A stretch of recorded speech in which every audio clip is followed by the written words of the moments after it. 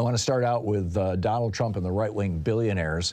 I realize everybody's, kind of foaming at the mouth right now, on the media anyway, about the fact that Donald Trump just announced that he's the target of this Jack Smith's grand jury. Okay, we got that.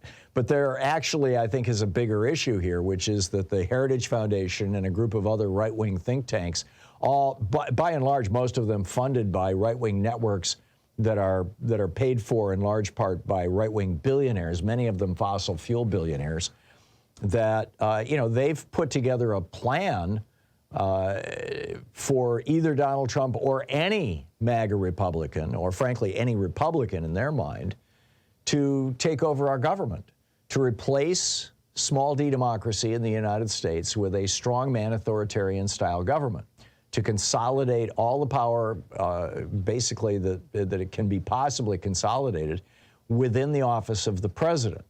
They want to turn America into Russia. They want to turn the president into Putin. And they're not shy about this. They're quite proud about it. They're claiming, well, the Constitution doesn't say that the president doesn't have all this power. I mean, we can do this. This is, this was written by Jonathan Swan, Charlie Savage, and Maggie Haberman over at the New York Times. Donald J. Trump and his allies are planning a sweeping expansion of presidential power. He wants to put the Justice Department back under the direct command of the president so he can use the Justice Department and the FBI to punish his political enemies. This is something that you see in third world countries and dictatorships. It's not something that you want to see here in the United States, but this is what the Republicans are saying. This is what they're going to do. They're just, like I said, they're just coming right out and saying it. The FCC, he says he wants to put the FCC under his own control. So if somebody on television says something he doesn't like, the FCC can fine them or even put them out of business. He wants to put the Federal Trade Commission, which enforces antitrust and consumer protection laws, under his control. So, hey, if a corporation gives him a big enough contribution, he can get their consumer protection laws changed so that they can, sell crappy, dangerous products if they want. I mean, the bottom line here is that Trump's first 4 years, he was so clueless when he came into office. He fully did not expect to be elected president, that he was just bumbling around. And now he and the people around him know where the levers of power are and know how to seize control of this government. He wants to strip employment protections from tens of thousands of civil service workers, and then go through and find every civil servant, every federal employee who's ever given money to a Democrat and fire them. He's basically said this. John McEntee, who was his personnel chief at the end of his administration and started this systematic sweep to purge anybody who had ever supported the Democratic Party on social media or with a financial contribution out of the White House. This is the guy who says that he's going to purge everybody in the federal government. Like I said, this is what Putin did in Russia. Let's just, make no mistake about this. And McEntee is involved in this Project 2025. This is a $22 million presidential transition program that is being led by the Heritage Foundation and a bunch of other right-wing think tanks, and Stephen Miller. And, they intend to go after our government, basically. I mean, in 2019, when Trump said to a cheering crowd, quote, "I have Article 2 where I have the right to do whatever I want as president." That's the United States that these people envision.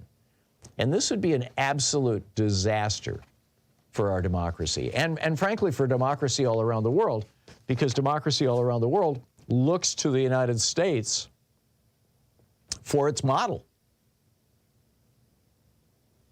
Michael Beschloss is warning that Trump says that he's basically, his message that he's going to go after his enemies when he becomes president is in part designed to scare jurors, that they'll be afraid to convict him for fear that if he becomes president and pardons himself, he's going to come after them. And by the way, that makes perfect sense, because that is the kind of thing that dictators do. He also pointed out that if Americans think that fascism is inevitable and Trump is coming, that people will start to self-censor. Not surprising.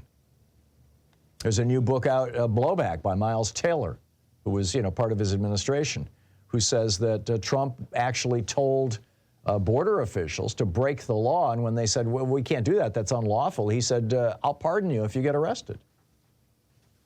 And then, and this is almost a humorous anecdote, given everything else, Israel is desperately trying to get back stuff artifacts that Trump stole from the White House.